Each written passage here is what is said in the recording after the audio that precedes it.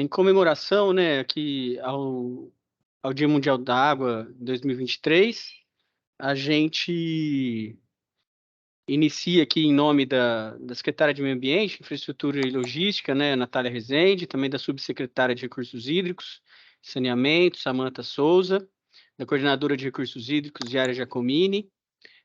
Então, a Coordenadoria de Recursos Hídricos, aqui da Secretaria, com apoio do programa Ecofalante Universidades, realiza a segunda Mostra Hídrica de Cinema, com sessão e bate-papo sobre o documentário Ruivaldo, O Homem que Salvou a Terra.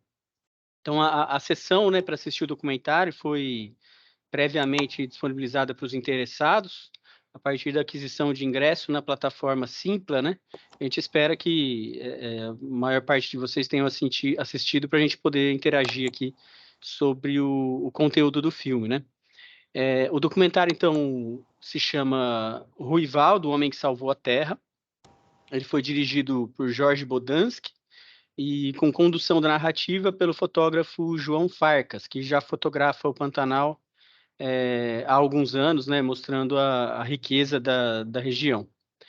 O filme trata do crescente e contínuo assoreamento dos rios da região, especialmente da porção baixa do rio Taquari, no estado do Mato Grosso do Sul, em áreas do Pantanal mato-grossense, né, que levou ao transbordamento de águas e inundações ao longo dos anos, causando mudanças ambientais importantes, dentre as quais a impossibilidade de cultivar solo e criar gado na região, né, que é um meio de subsistência importante para as famílias locais, né?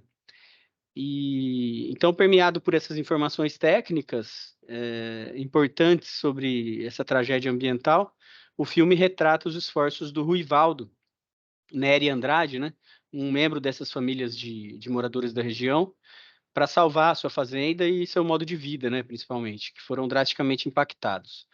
Então, a gente fez um contato, né, a coordenadoria com o Ruivaldo, estamos tendo algumas dificuldades de conexão aqui com ele. Possivelmente ele possa entrar aqui no meio do evento, né, no bate-papo, porque, enfim, ele está lá no meio do Pantanal, com uma dificuldade de acesso à internet, e às vezes pode acontecer essas questões.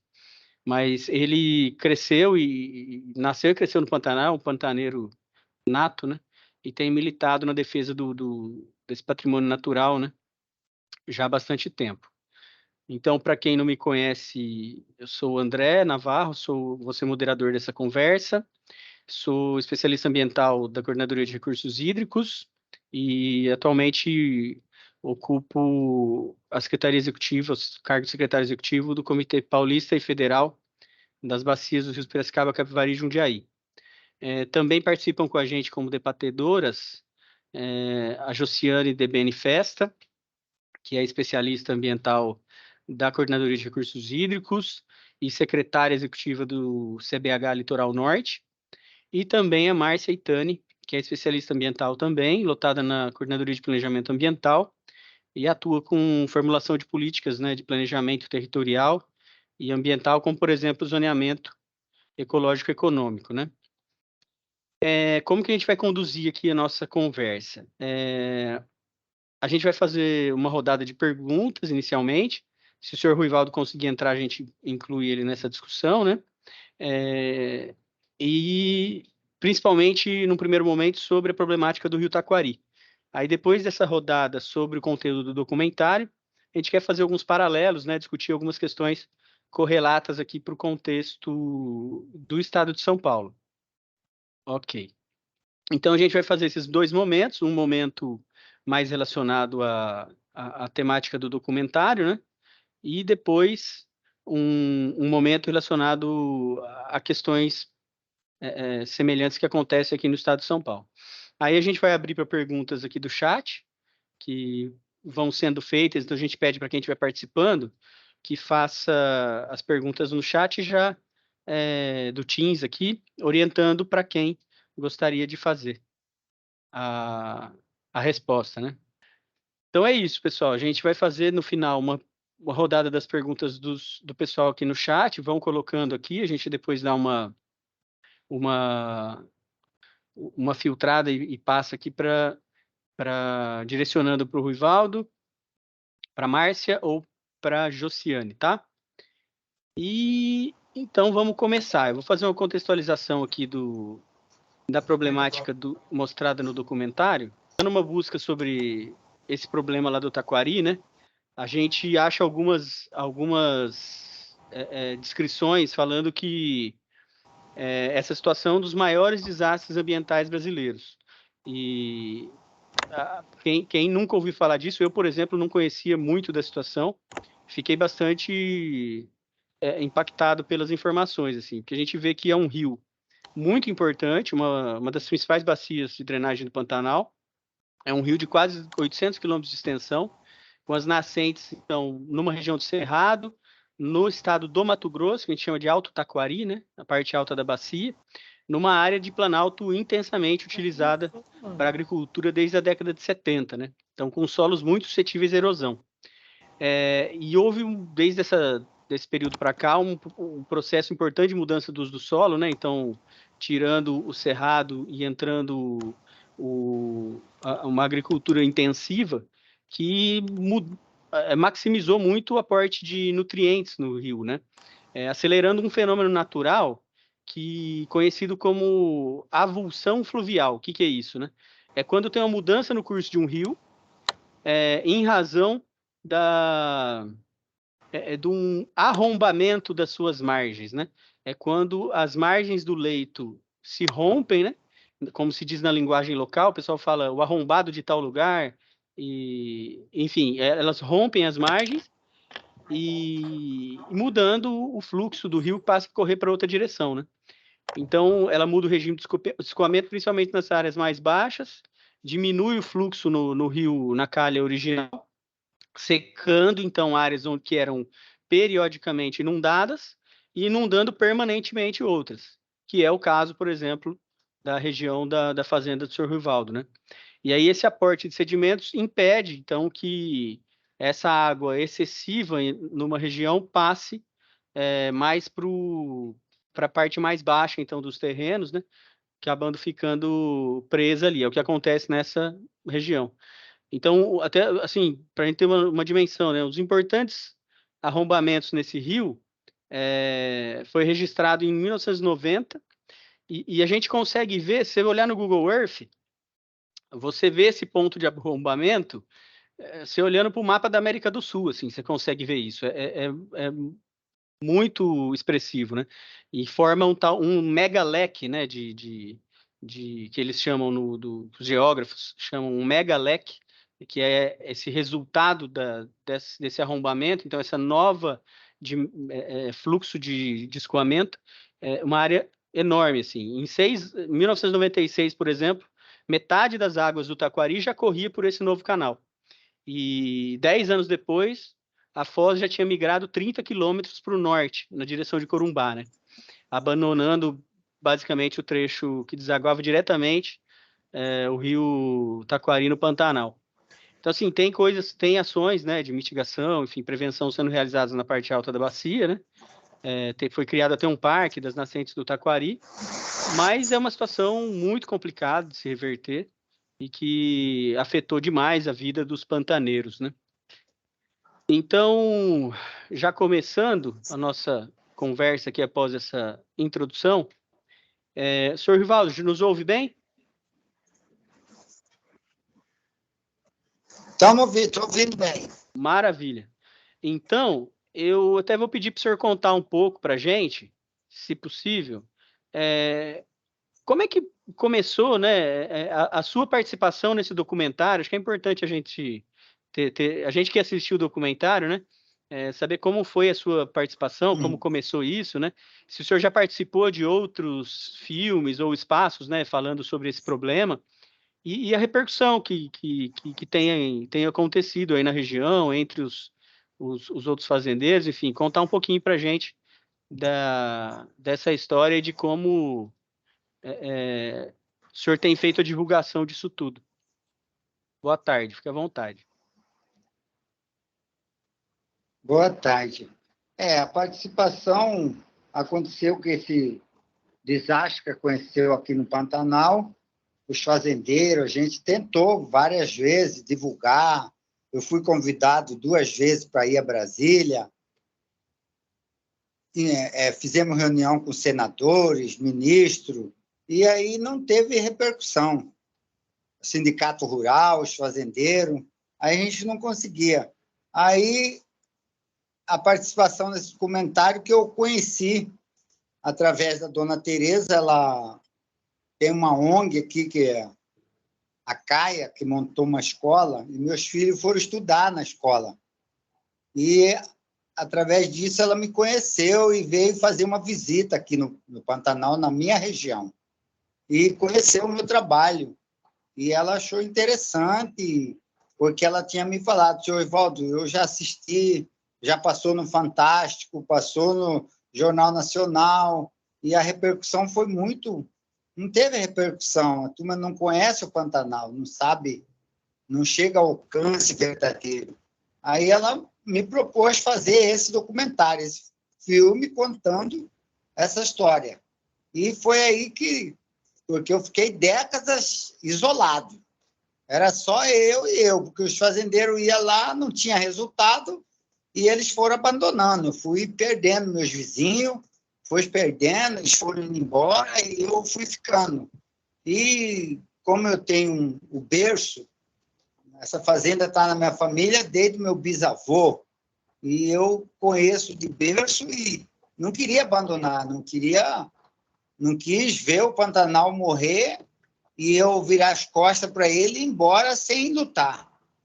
E aí resolvi, já que eu não podia salvar o Pantanal, que era meu objetivo com essas reuniões, eu queria salvar o Pantanal como todo, trazer meus vizinhos de volta, voltar à nossa vida, às nossas tradições. Aí eu falei para a mulher: já que nós não podemos, vamos salvar a nossa fazenda, o que pode. A gente não pode abandonar a nossa história. E aí foi essa participação. E hoje, com essa divulgação, a dona Tereza falou que ela ia divulgar nos colégios, já em várias partes dos países foi apresentado. Eu fui na apresentação aí do filme em São Paulo. Então, eu tenho sentido assim, pessoas que passaram a conhecer o Pantanal e tem aquela esperança que, para mim, já estava morta, de que a gente começa a fazer alguma coisa, né? Então, é isso. Assim foi a participação. Ela faz parte de uma ONG muito grande e ficou encantada com o trabalho, porque ela viu que eu fiquei sozinho. Trabalhei sozinho durante décadas, entende? Salvando mata, porque eu vi as matas morrendo, vi os animais desaparecendo, as aves, né? E então, para chegar na minha fazenda, eu consegui, com os anos, fazendo esses diques, apesar que eu não tinha experiência nenhuma, mas a gente aprende no berço, né? Eu aprendi, conheço aqui como palma da minha mão e fui vendo onde que eu podia desviar a água para salvar um capão, salvar uma mata, onde foi agregando as famílias de bugio, família de coati, que estavam desaparecendo, e isso foi me deixando mais alegre, que não estava tudo perdido. Aí eu dizia para minha mulher: o Pantanal vai morrer, mas daqui 50 anos, não sei, alguém vai passar por aqui e vai ver esse verde no meio do nada e vai querer saber o que aconteceu e aonde vai achar os nossos rastros, que teve alguém que lutou pelo Pantanal, lutou com o recurso que ele encontrou. Não, é importantíssimo essa divulgação, né? Eu mesmo que sou biólogo, né? A gente trabalha mais em São Paulo, mas tem uma ideia assim de como são diversos esses espaços, mas eu não tinha, em razão aqui da mostra, né? Fui pegar mais informações e fiquei de fato impactado pela dimensão dessa tragédia aí, né? E também pelas imagens, né? A gente vê os vídeos que são feitos de drone, né? Nessa e em outras filmagens, assim, é algo assim muito de dimensões enormes, assim, e ver essa mobilização é sua, né? Essa força de vamos tocar, vamos salvar é fantástico, assim. Eu queria até convidar a Márcia agora para fazer algumas perguntas para o senhor também e alguns comentários. Márcia, seja bem-vinda. Boa tarde. Fique à vontade, tá? Bom, boa tarde a todos.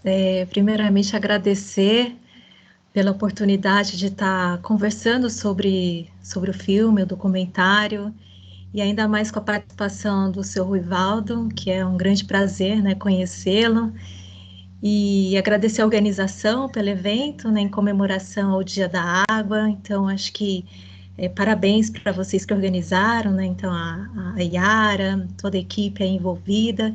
E prazer também em retomar essa conversa com o André e a Josiane, que são colegas, né, de trabalho.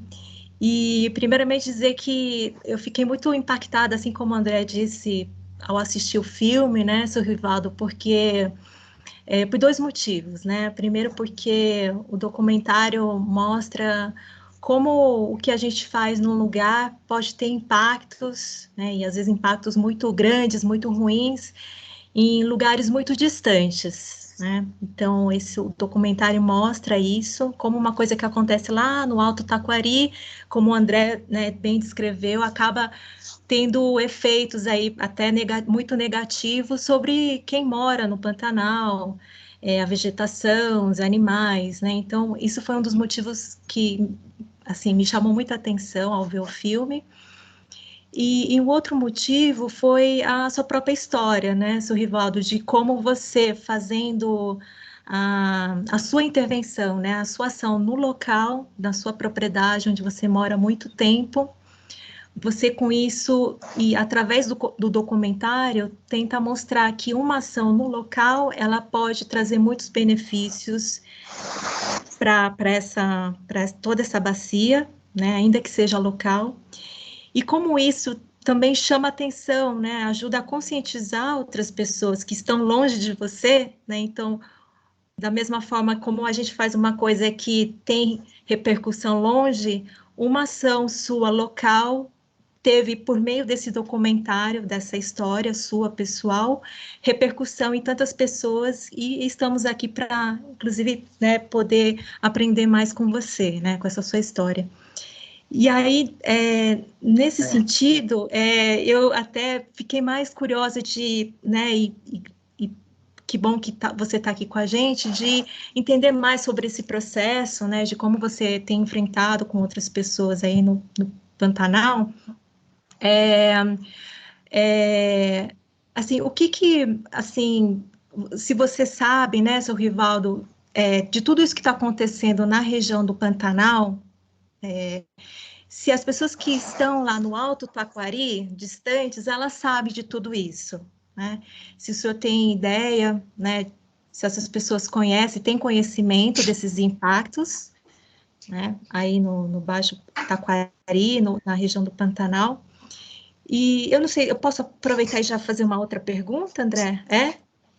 E que tem até muito parecida com as perguntas que os colegas estão fazendo aqui depois no chat, que o André vai passar também, né? E o que seria necessário, seu Ruivaldo, para melhorar a preservação do Pantanal e melhorar também a qualidade de vida das pessoas que moram e vivem do Pantanal, né?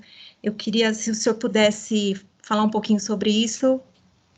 Obrigada.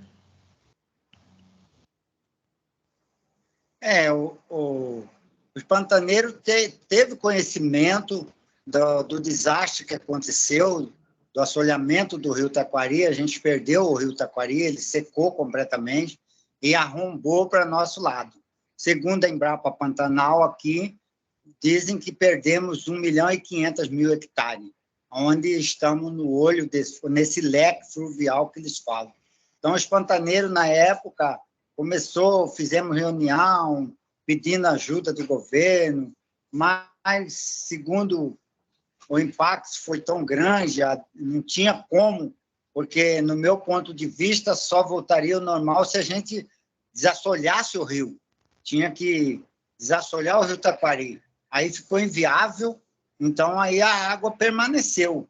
E aí com a permanência, os pantaneiros que aqui moravam foram perdendo o Pantanal. O que mais perdeu aqui foi o pantaneiro, porque os pantaneiros foram embora, não tinha como sobreviver. Eles eram pecuaristas, criadores de gado, e seus campos foram alagados.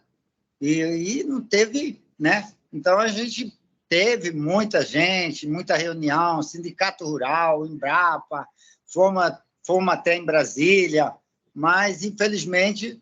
E aí, depois que surgiu esse documentário, agora, eu estou tendo informação que no Alto Taquari já existe, o povo está fazendo reflorestamento, estão fazendo o que não fizeram no passado, né? Curva de nível. Hoje eles estão assim, mas vai demorar para ter aqui onde a gente está, na planície, faz 20 anos, 25 anos que alagou permanente, virou um paliteiro. As aves, os animais. Mas, como eu digo para o pessoal, se a gente der as mãos, o exemplo que eu fiz, ainda tem muito lugar que a gente pode salvar. Muitos rincões, muitas campinas, que se fizer essa pequena ação, né, a gente pode salvar muita coisa ainda. Então, eu acredito que esse documentário vai mostrar a realidade do Pantanal e vai, como eu tive em São Paulo, falei, olha, eu acredito que estou na maior cidade do meu país, que como foi a cidade do primeiro mundo, e que tem gente que possa nos ajudar a vir para o Pantanal, porque nós hoje moramos na maior planície alagada de água doce do mundo. Então, é passar a cuidar dessa água, a cuidar das matas, para a futura geração encontrar alguma coisa no que se segurar, né? Obrigada, seu Rivaldo. E para melhorar a preservação da região, né, do Pantanal e melhorar a vida das pessoas, assim, o que o senhor acha que precisaria estar sendo feito, ou o que já vem sendo feito, que já está dando resultado? O senhor poderia comentar um pouquinho? Aqui nós estamos com dificuldade, como você está vendo, com a comunicação, né? A logística daqui, a gente é muito longe, entende? O Pantanal é muito grande, a gente vive... Você vê, daqui onde eu moro, é mais de 2 horas de barco, muita dificuldade, a gente ainda está... O Pantanal perdeu o pantaneiro, então a gente vive, fala vizinho, mas é 2, 3 horas de barco, ficou muito longe. Então, eu estou torcendo assim por sair uma internet, porque aqui a internet é muito caro, a comunicação é tudo, né? Então, já existe aqui na região pessoas comprando essas fazendas abandonadas para se transformar em reserva. E aí eu acredito que eles vão passar a seguir esse meu exemplo, de que muitas fazendas dá para fazer muita coisa ainda, entende? Dá para salvar muita coisa. E existe aqui já pessoas voltadas para isso, que eu fico aqui torcendo, mas a gente sabe pouco porque a comunicação aqui é muito precária, né? Então, isso nos deixa à mercê, assim, com pouca informação, entende? Mas o pessoal que vem, que me procura, que vê o que eu fiz, e essas fazendas que estão sendo adquiridas agora por esse pessoal, eu acredito que se eles fizerem essa ação, tem muito ainda o que salvar. Ainda tem muito, na minha opinião. Ótimo. A gente espera que sim, né? Porque é uma região tão importante, do ponto de vista de biodiversidade, né? Que tem aquele, vamos dizer, naturalmente, a gente lê muito sobre o pulso do Pantanal, né? Que era o que dava essa vida, né? E quando o senhor fala dos paliteiros, a gente vê nas filmagens mesmo, dá um aspecto negativo, né? De verificar que aquilo pode ser que seja irreversível, né? Em vários locais, tendo em visto o tamanho a proporção desse arrombamento, né? Porque é o que eu comentei, a hora que a gente olha, você coloca no Google Earth, assim, e vai vendo, assim, correndo o curso do rio, parece que não acaba mais. Aí a gente A gente que às vezes já trabalhou com fiscalização ambiental, foi para campo, né? Você olha, gente, se eu andar aqui de carro 1 hora, eu não percorro esse trecho aqui, que aqui olhando de cima é tão pequeno, né? Então, de fato, as dimensões são muito grandes, né? Importante saber que tem gente querendo olhar para esse aspecto da conservação, né? E isso vai valorizar vocês que estão ainda lutando por ficar numa região que é a região onde vocês nasceram, né? Tem essa cultura do pantaneiro, né? Que acho que a gente precisa sempre exaltar, né? Que foi tão mostrado em novela, filme, né? Então é importante que isso seja conservado mesmo. Verdade.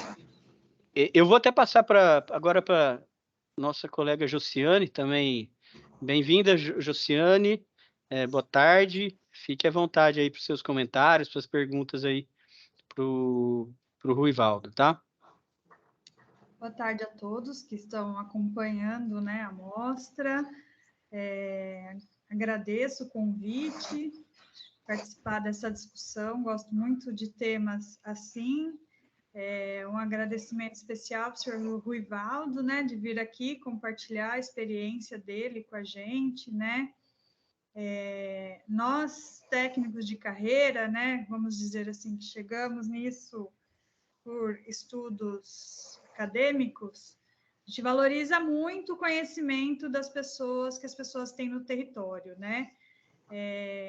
São conhecimentos de vida, conhecimento que as pessoas adquirem observando o ambiente.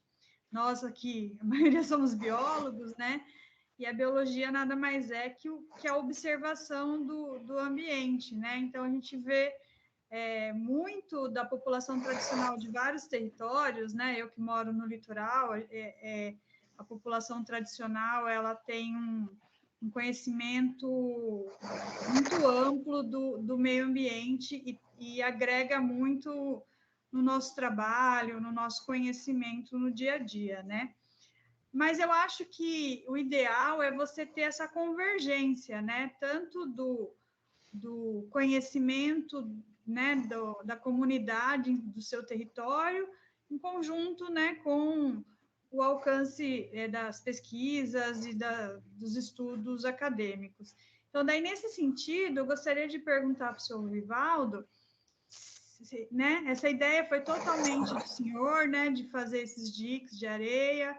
O senhor recebeu visita de entidades do governo do estado ou federal que trouxeram alguma orientação técnica, que acompanharam ou observaram a experiência do senhor e tiveram, né, essa percepção, né, do sucesso dessa prática que o senhor realizou e pensam em disseminar para os vizinhos de 3 horas, mas os vizinhos, né? Teve esse contato com organizações do governo, né, no sentido de ajudar nesse problema, seu Ruivaldo? Olha, no começo, eu apliquei os conhecimentos natos, que a gente aprendeu no berço, né? Porque a gente procurou pedir informação para político, apresentar, né, o tamanho do desastre, o tamanho do desastre que aconteceu na cidade, os fazendeiros mandou os peão embora, as famílias, a Corumbá, a cidade teve um impacto muito grande. Então, a gente lutou, mostrando, mas ficava, infelizmente, só na conversa. E aí, várias vezes eu fui convidado aí, né? Consegui levar o repórter do Fantástico, veio na minha região, foi filmado, a gente apresentou, mas não, o impacto não gerava, né? Aí eu resolvi o conhecimento próprio, não tive nenhum técnico, ainda inclusive o pessoal comentava, né, que eu era louco, que como é que eu ia sozinho conseguir fazer isso? Eu falava, olha, louco eu sei que eu não sou, só sei que eu tenho que salvar a minha história, eu tenho que deixar para a próxima geração alguma coisa, porque meus filhos, meus netos Vamos falar, meu avô, meu pai viveu aqui, só usufruiu do Pantanal e deixou o Pantanal morrer. Falei, então aqui na minha casa não vai morrer, eu vou morrer junto com o Pantanal. Porque deixar essa história assim, um lugar de tanta riqueza, tanta fauna, tanta flora, era você virar as costas e sair, para mim, era uma coisa assim inaceitável. E é isso, foi o conhecimento próprio, o pessoal quer saber, eu falo, olha, eu conheço aqui como palma da minha mão, fui andando e observando onde eu podia pôr o saco de areia, que eu podia salvar essa mata, podia fazer um corredor para passar os animais, né, de um curicho para o outro, e graças a Deus conheci essa ONG que me conheceu, e porque eu não tinha mais esperança porque o pessoal, o Pantanal é um lugar que nunca veio um pesquisador, nunca não tinha vindo, ninguém não tinha conhecimento. Eu estive em Brasília e eu vi lá que o pessoal só falava da Amazônia, Amazônia, Amazônia. Pantanal não existia, não existe. Aí eu fiquei assim, admirado, sabe, de saber que a gente vive, estava isolado, a gente tinha que lutar. E aí eu perdendo os meus vizinhos, foram indo embora, e eu acabei ficando sozinho. E meus amigos diziam, vão embora, você é um homem novo, trabalhador, aqui você fica perdendo tempo, você... Mas eu falava, não posso ir embora. E é isso. Ô, senhor Ruivaldo, o senhor falou, né, que o senhor teve acesso a uma ONG, né, que veio conhecer a propriedade do senhor, né, e que o senhor foi em muitas instâncias, né, foi para Brasília, veio para São Paulo, e que já existem algumas, né, algumas práticas tentando mitigar, né, esses impactos, né, na região mais amontante, né, lá na parte do Planalto. O senhor sabe dizer se essas pessoas elas se reúnem e discutem esses problemas em alguma instância, se tem algum tipo de articulação ou discussão sobre o problema que ocorre aí no momento? Hoje tem um pessoal que se reúne, estão fazendo um reflorestamento lá na cabeceira, no Planalto. Existe essa ONG, essa Dona Tereza, que tem esse colégio aqui, ela uniu com outros fazendeiros e estão começando uma ação lá no reflorestamento para deixar os sedimentos e diminuir o impacto na planície, né? E isso vem para mim, vem melhorando, né? Porque antes você não se ouvia falar nada. Hoje não. Você vê dizer que tem a SOS Taquari, uma SOS Taquari. Então, são os fazendeiros que estão unidos para começaram já esse trabalho, né? E estão vindo o reflorestamento. E eu tenho assim essa esperança que algo vai para o futuro, né? Porque, infelizmente, a gente não... Nós, seres humanos, não usamos a prevenção. A gente deixa para fazer a cura, e aí a gente tem que prevenir antes, né? Infelizmente, não houve. Agora, a gente tem que correr atrás para ver se remediar esse desastre, né? Muito bom. Acho que todo mundo consegue entender até um pouco mais do contexto do documentário que o senhor comentando, né? Assim, porque o documentário tem 40 minutos, mas a gente fica ainda ávido por saber um pouco mais, né? Achei um vídeo legal da Folha, onde também aparece uma fala do senhor, bem interessante também, e aí a gente vai entendendo um pouco mais das relações até entre as instituições, né? Isso de ter outras instituições sendo criadas é fruto do trabalho de vocês mesmo, né? Que vem há já 20 anos falando sobre isso, né? Eu quero aproveitar, pedir licença, senhor Rivaldo, para aproveitar a presença da Márcia aqui, que ela vai precisar se retirar antes do final. Verdade. E eu queria perguntar para ela, assim, do ponto de vista do planejamento ambiental, né, que ela trabalha com isso dentro da secretaria, com esses instrumentos de planejamento ambiental, né, os estudos aí que ajudam a fazer o ordenamento, né, do território. Márcia, como que o planejamento ambiental pode contribuir para evitar desastres como esse, né?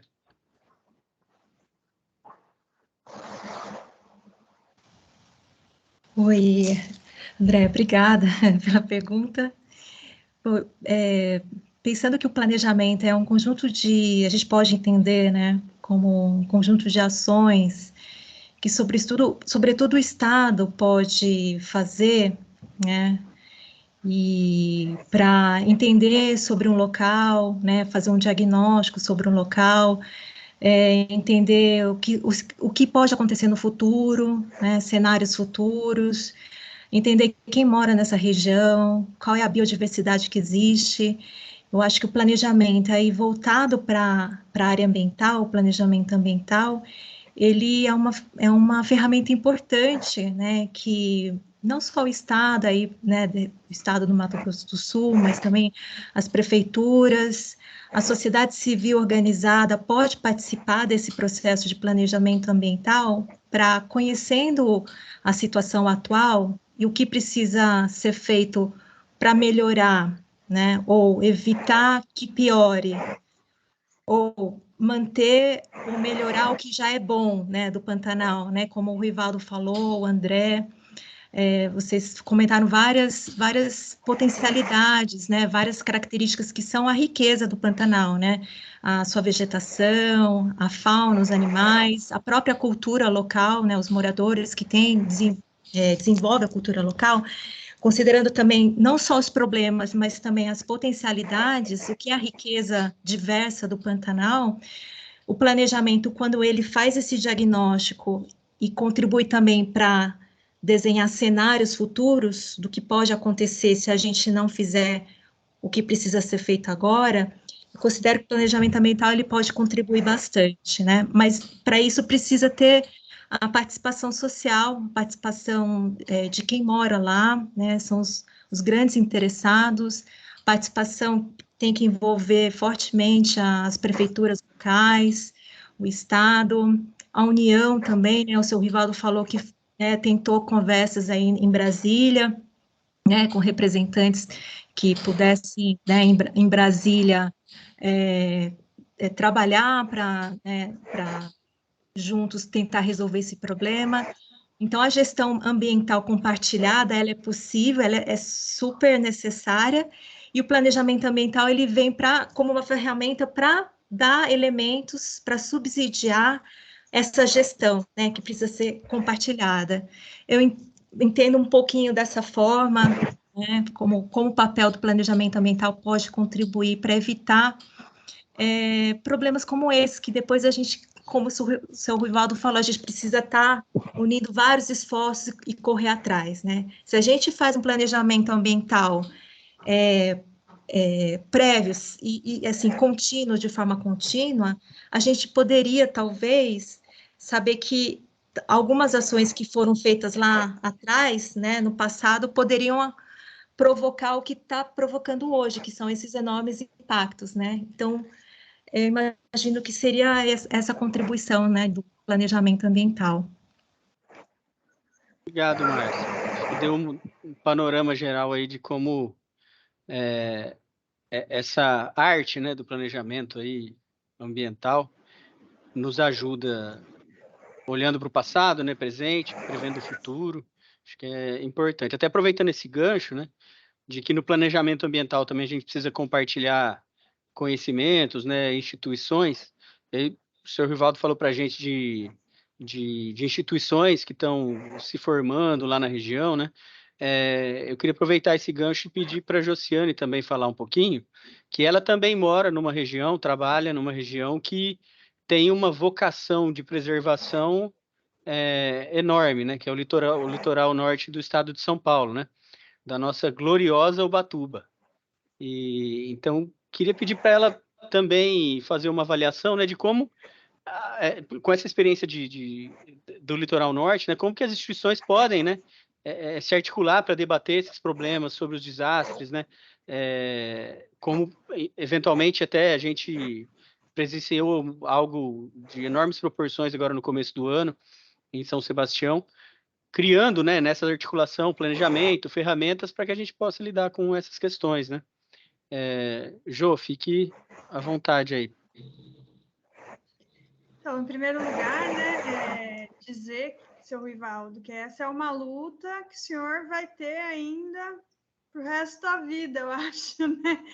Porque essa questão da preservação frente ao uso, né, esse conflito, ele existe de maneira muito forte e vai continuar existindo, acho que por muito tempo, né? Aqui o meu território está nas manchetes dos jornais,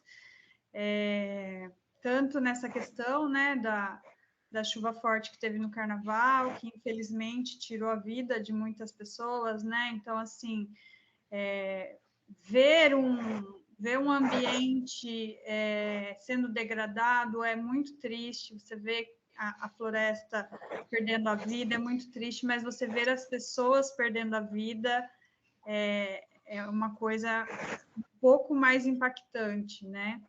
E é isso, a gente sofre essa pressão o tempo todo. Ontem mesmo, no Jornal Nacional, passou Ubatuba de novo, a questão da retirada, né, do minério dentro de unidades indígenas, né, para construção civil, né? Então, assim, essas atividades que ocorrem faz detrimento das outras atividades, né? Porque nós temos outras comunidades, então quando você tem uma atividade numa região de Planalto que afeta quem está mais à foz, né, numa bacia, são áreas muito críticas, né, de uma gestão ambiental, de uma gestão de um território, né? Então, e aí a nossa luta tem que ser do diálogo, da busca, né, das soluções.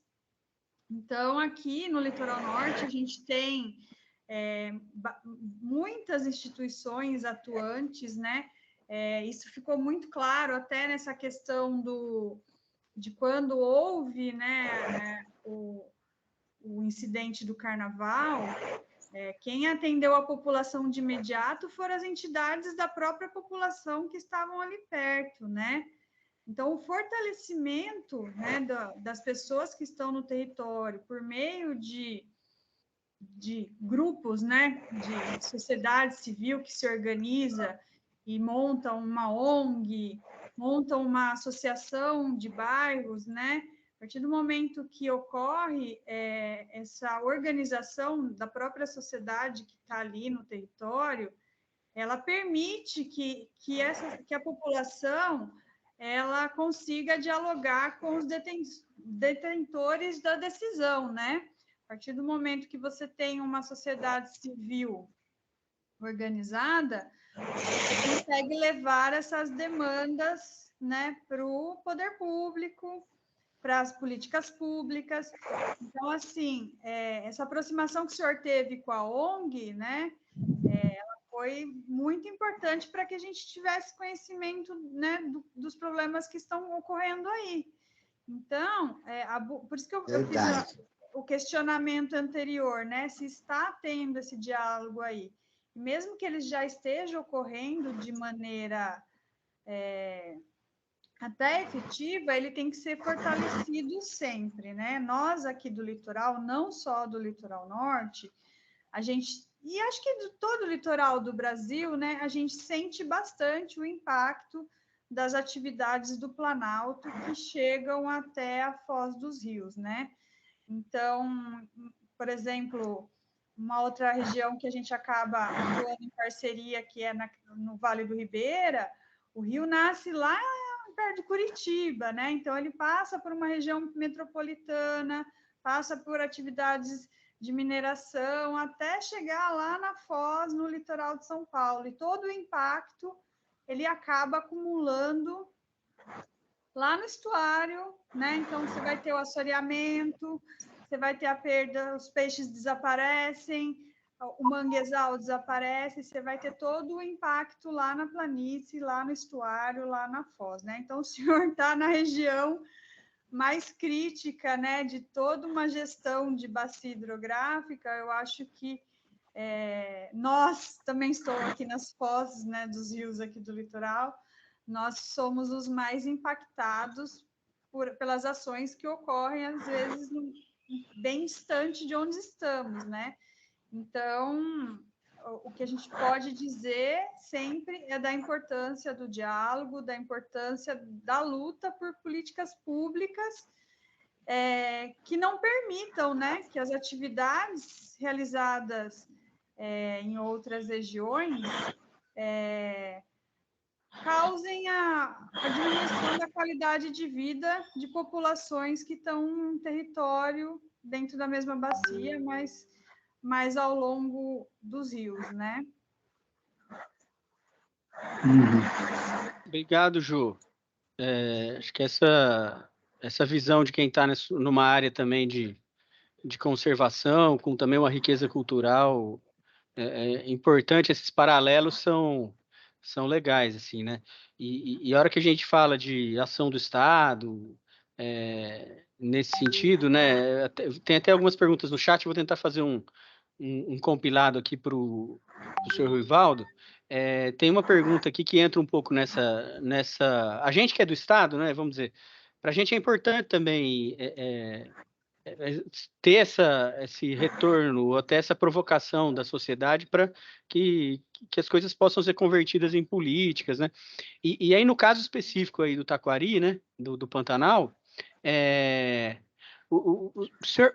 Como que foi a ação das autoridades, né, em relação a esse assunto? Porque a imaginação que a gente tem é que, de repente, começou, até num outro vídeo que eu vi, de repente a água começou a ficar lá e não ia mais embora. É o que a gente viu os relatos, né? E aí passou um ano, passou outro, e vocês, enfim, até pela dificuldade, a gente sabe que tem uma dificuldade de informação, de acesso, né, em razão das distâncias, mas como que foi essa interação com as autoridades do estado do Mato Grosso do Sul, né? Houve alguma iniciativa das prefeituras, enfim, tentando diminuir esses impactos?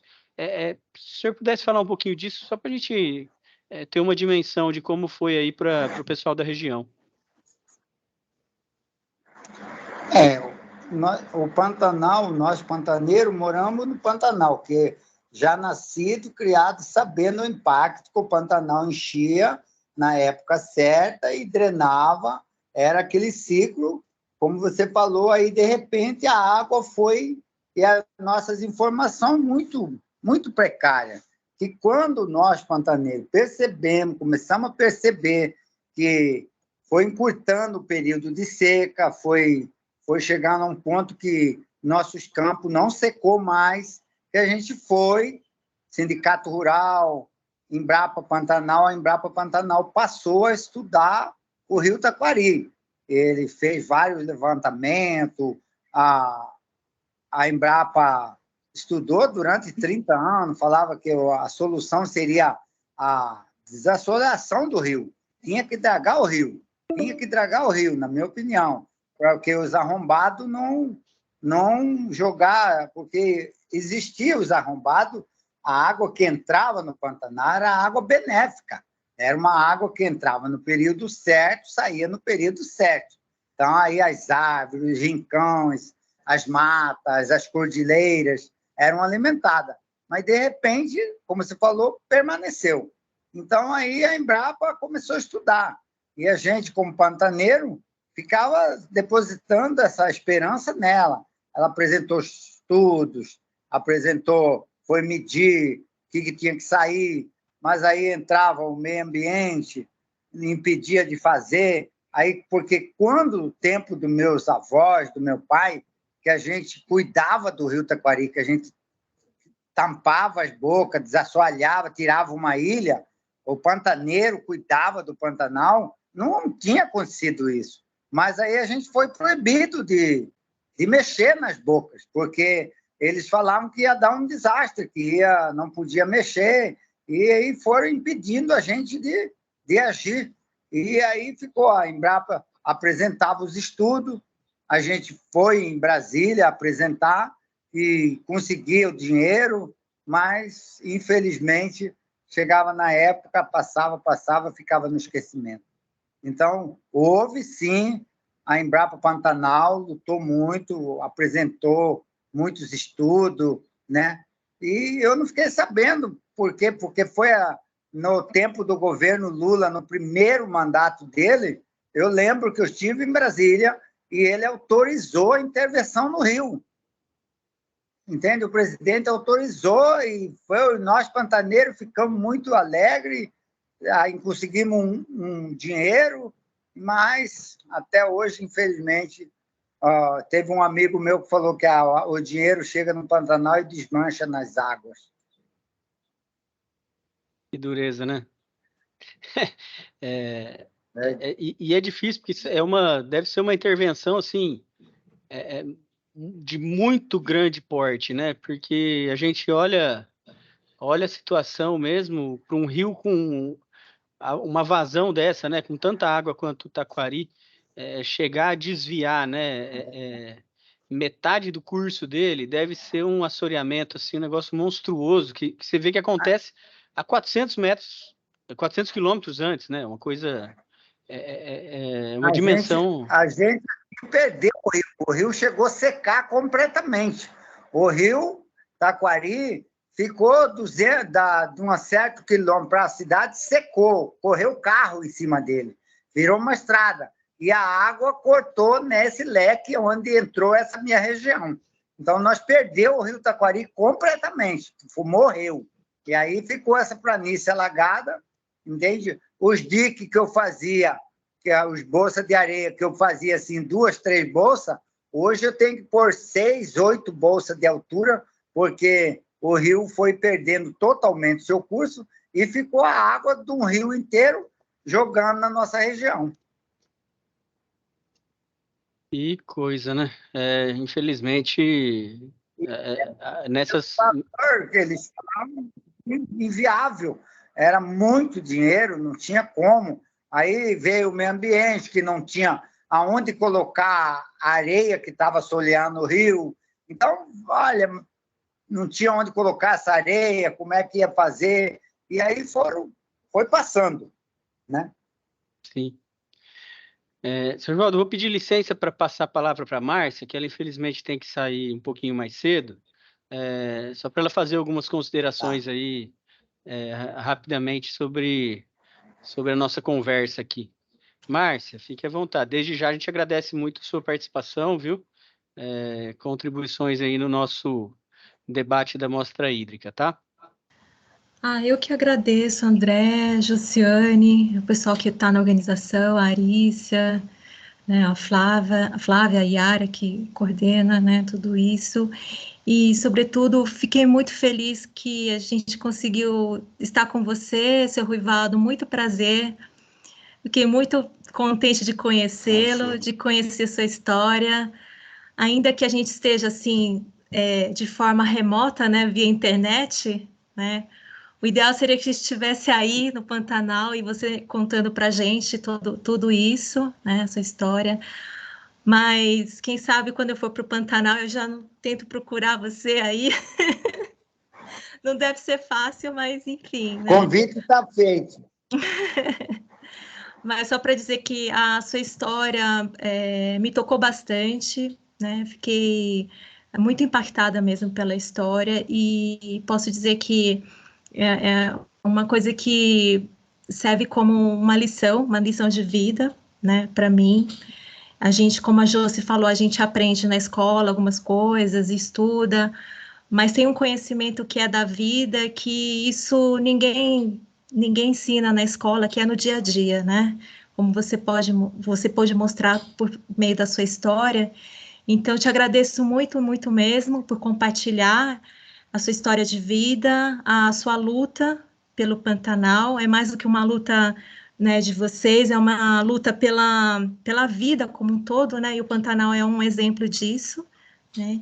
E obrigada, colegas, né, pessoal.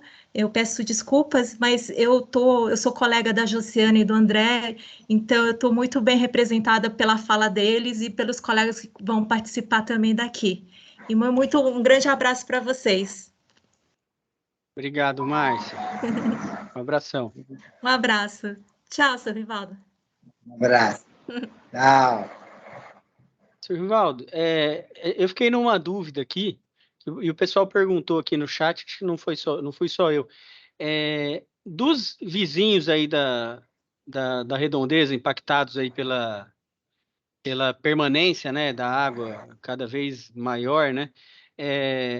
Alguns dos seus vizinhos também têm feito essa prática da construção dos diques. Como é que isso tem funcionado aí? Só o senhor que pegou isso para fazer, está fazendo, a gente viu que tem resultado pelas filmagens, né? E, enfim, como que funciona isso, assim?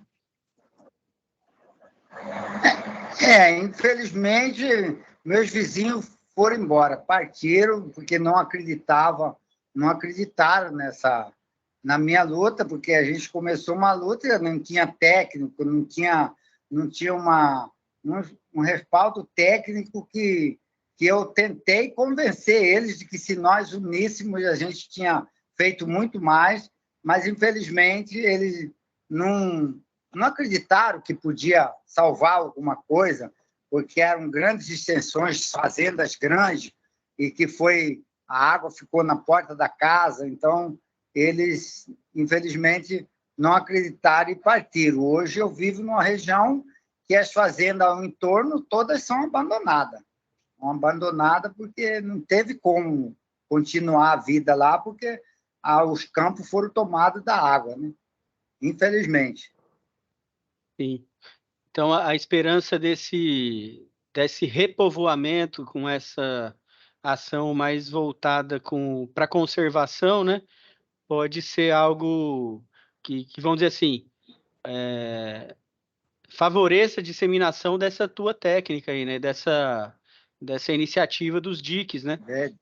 Porque com certeza vai ser um mecanismo com que os outros vão poder ganhar área, né? De maneira permanente, que é algo que, vamos dizer, metade da Holanda está debaixo do nível do mar, né? Então, os senhores holandeses têm muito em comum aí para mostrar para a gente nesse sentido. Então, é algo que dá certo, né? A esperança que eu tenho é que esse pessoal que está chegando novo, o Pantanal está mudando de mão, né? Então, eu vejo fazendas isoladas assim que estão sendo compradas e a conversa que é para preservação. Então, muitos estão indo me visitar para seguir esse exemplo, né? Então, eu fico muito orgulhoso de saber, e muito esperançoso, porque eu tenho certeza que muita coisa a gente ainda pode salvar, entende? E esse pessoal que está chegando novo, né, é um pessoal voltado para essa visão de conservação, com certeza a esperança que eu tenho muito grande é que eles vão pegar esse caminho e vão trazer novas técnicas, né? E a minha esperança é de trazer novas técnicas, porque eu fiz na mão, né? Não tinha mais situação.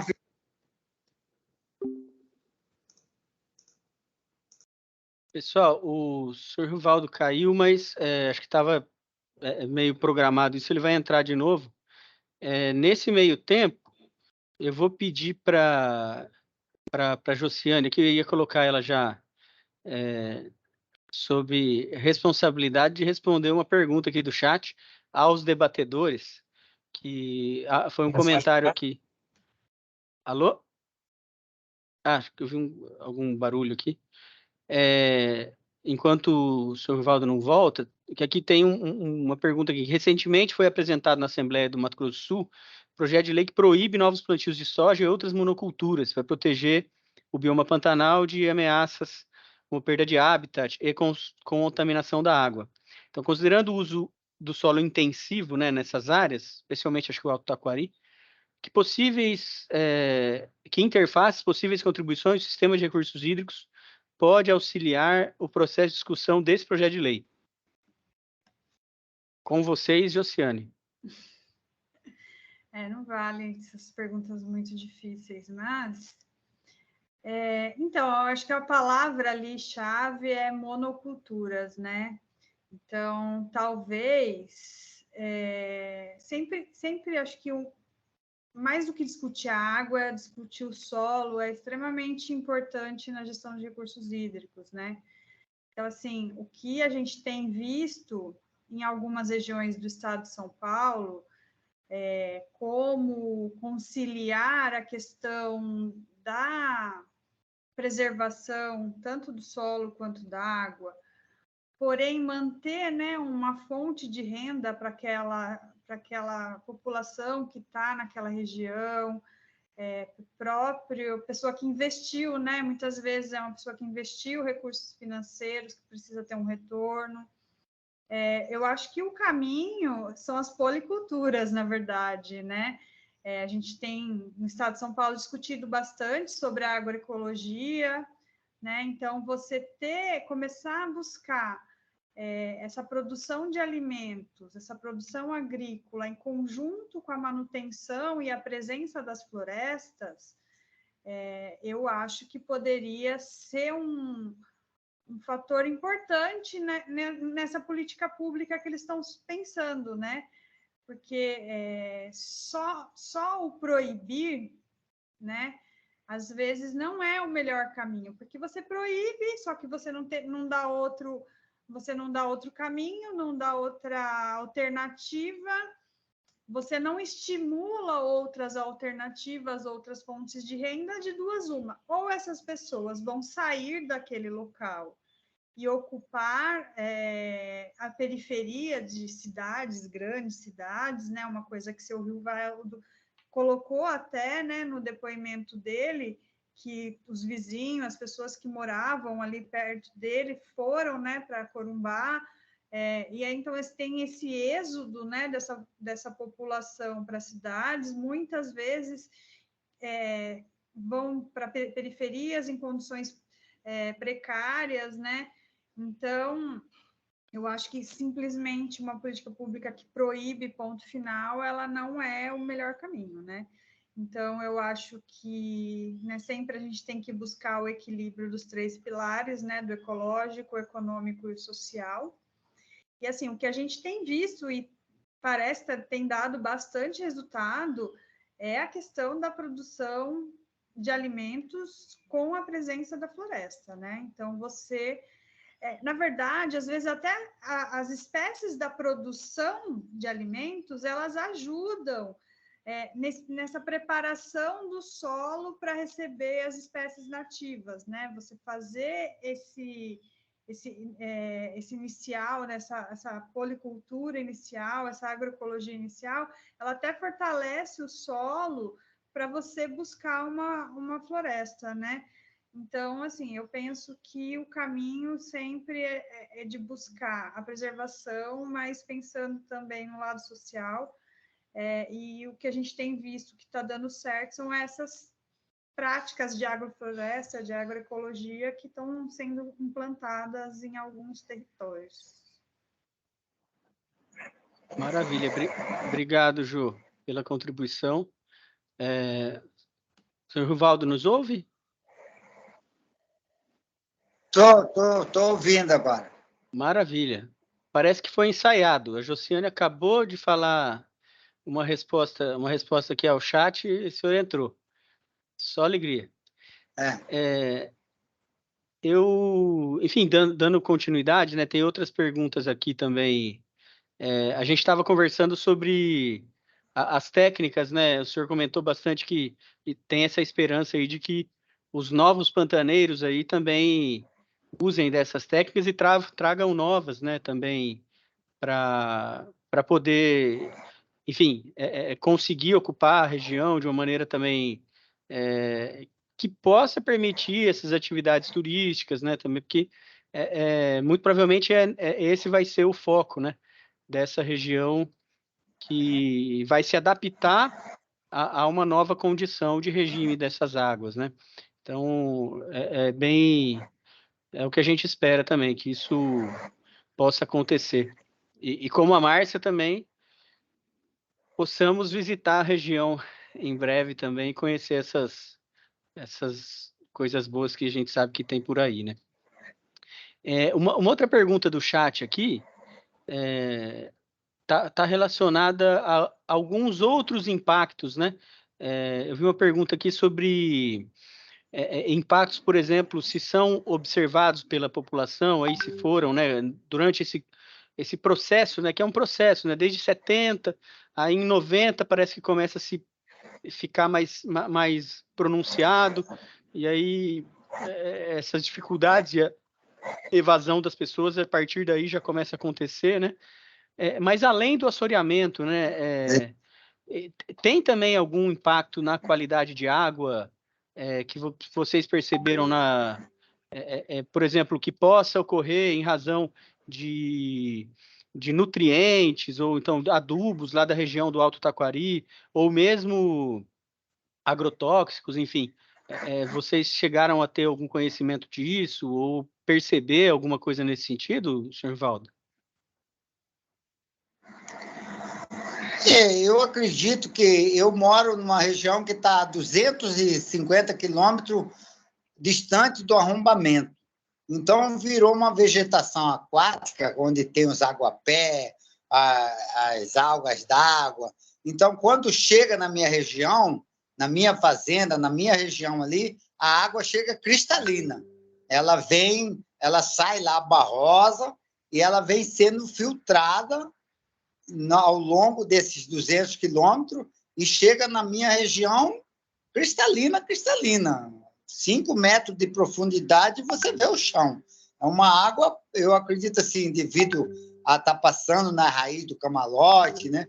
Então, tem um amigo que fala, nós somos o filtro da água, nós vamos ter que ganhar dinheiro porque a gente está filtrando essa água do Taquari para devolver no rio pura. É uma água que entra no Rio Paraguai cristalina. Aí, e eu fico preocupado com isso, porque eu falo, quando arrombou por devido às grandes lavouras, que usou agrotóxico, tá? Eu tinha esse temor de ter vindo, né, a agrotóxico, coisa, mas graças a Deus não houve mortandade de peixe, né? Então, acredito que a própria vegetação serviu de filtro para conter se teve algum agrotóxico. E houve a mortandade das árvores, porque a raiz ficou dentro da água aí, né? Mas a água é cristalina. Eu li alguma coisa nesse sentido também, que algumas que teria esse efeito, né, do sedimento estaria filtrando mesmo, e para essa região mais para frente já teria esse resultado aí, né? E aí todo impacto ambiental é isso, né? A gente tem aspectos positivos e negativos. Com certeza há perdas enormes aí de biodiversidade, né? Porque essas árvores que estavam acostumadas com o pulso, com certeza não vão conseguir sobreviver a essa permanência maior das águas, né?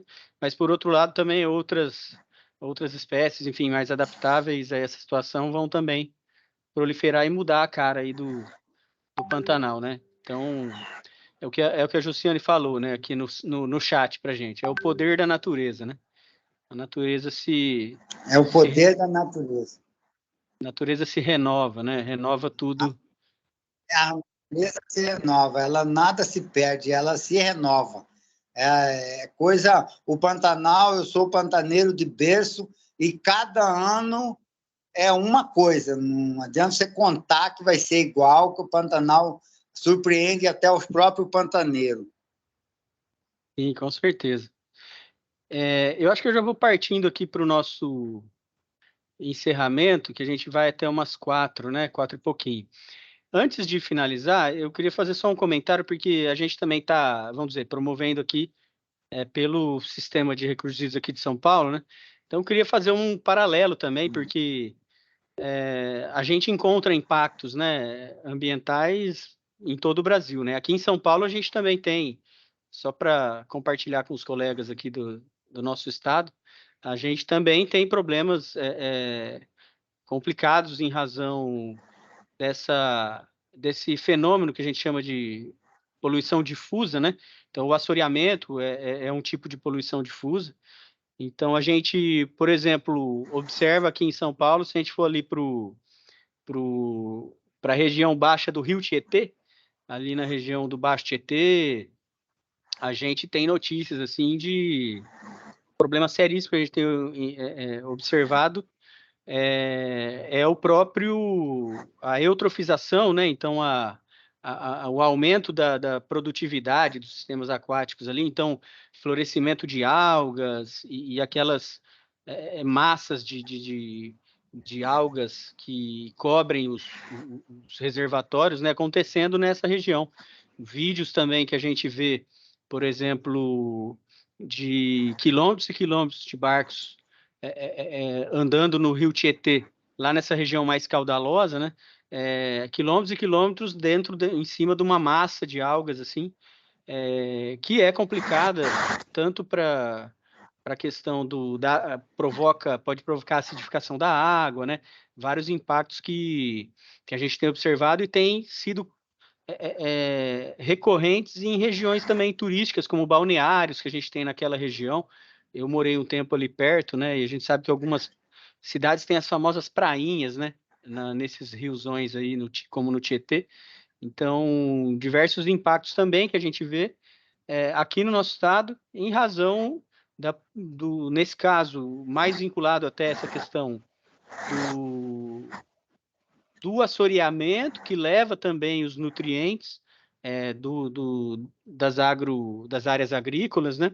E vão se concentrando no caminho do Rio Tietê, mas também que se conjuga com uma poluição pontual, né? Que lá no Pantanal a gente não tem, mas aqui a gente tem as áreas urbanas levando essas questões, né? A poluição, os nutrientes que, embora a gente trate muito do esgoto, a gente não tem esse tratamento da remoção de fósforo e nitrogênio que produz esse resultado aí no Rio Tietê, né?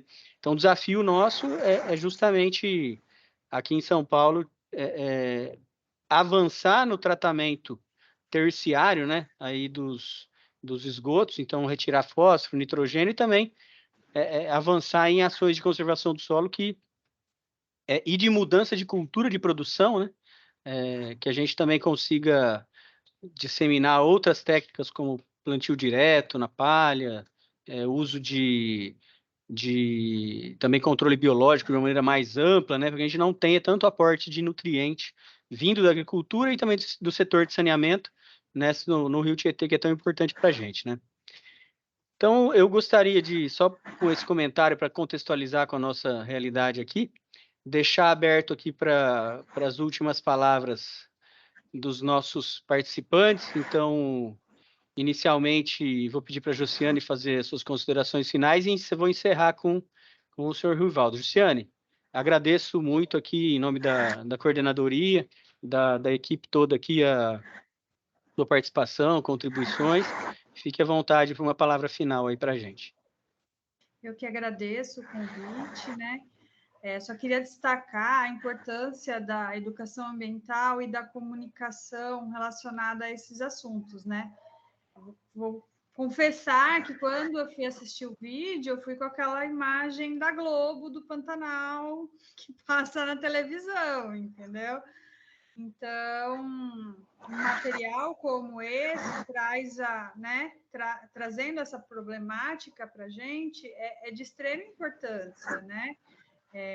Então, eu agradeço, né, ao seu Ruivaldo por ter aceitado participar, né, tanto do nosso evento aqui como da produção desse material, né, de trazer para todas as pessoas a informação da situação de um território tão importante, né? Um ecossistema tão importante do nosso país, né? Então, eu agradeço tanto a oportunidade de participar, quanto a riqueza do material que foi apresentado para a gente. Obrigado, Jô. E para finalizar, então, agradecer, né? Foi uma honra a gente receber o senhor Ruivaldo aqui com a gente, um batalhador aí na defesa do Pantanal. Esperamos que ainda tenha muito sucesso nessa luta, senhor Ruivaldo. É muito importante essa divulgação que o senhor faz. Então, queria deixar aí um espaço também para uma última fala do senhor. Eu que agradeço, fico assim honrado em saber que esse documentário está sendo válido, tão distante, que possa servir de exemplo, uma atitude que eu comecei assim, chamado até de louco por ter começado esse negócio, e me sinto muito orgulhoso, fico feliz de saber que tem pessoas como vocês, né, que assiste, que interessa pelo nosso planeta, pela nossa água, pelas nossas matas. Eu acredito que por futuro nós tínhamos que ter uma matéria, porque eu acredito assim, a gente aprende no berço, então tinha que ter uma matéria sobre meio ambiente no prézinho, para a criança aprender no berço, o valor de uma árvore, o valor de uma vida, de uma ave, entende? Então, eu estou muito orgulhoso, feliz, espero que já amplie esse... Eu não estou acostumado com vídeo, eu gosto de ser apresentado sentindo o calor da mão, mas nós estamos distantes, já convido vocês a vir conhecer o Pantanal, minha fazenda está de braços abertos, e um dia também vou ir aí em São Paulo de novo conhecer vocês pessoalmente.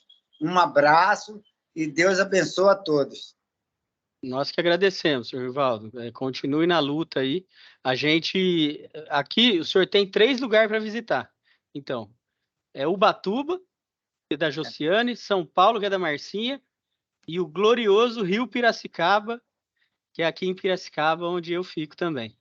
Então, sinta-se também convidado, quando estiver por aqui, será uma honra recebê-lo, né? E o senhor fica ótimo no vídeo, tá tudo certo. Foi maravilhoso aí o nosso encontro. Tá bom.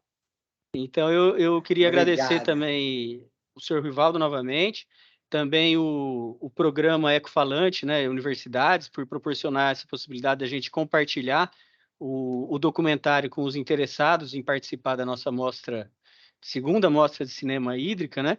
E também os esforços aqui, a gente tem que reconhecer os esforços do Departamento de Comunicação e Informações Gerenciais da CRHI, na pessoa da Arícia, da Flávia, também a participação do Pedro, né, do Departamento de Planejamento e Gestão. Então, agradecer novamente a Márcia e a Josiane, e ficar o convite aí para a nossa terceira mostra, que possivelmente será realizada, muito possivelmente, em 2024. Então, ficamos aqui com ótimas reflexões sobre para o Dia Mundial da Água, né? Nessa Semana Mundial da Água, está acontecendo até uma conferência na ONU. Então, a nossa contribuição aqui do Sistema de Recursos Hídricos Paulista para essas reflexões nesse dia tão importante. Então, agradeço a presença de todos que também estiveram presentes com a gente durante esse período, e desejo um ótimo final de tarde, um ótimo final de semana a todos. Então, um grande abraço. Outro, um grande abraço a todos. Obrigado, senhor Rivaldo.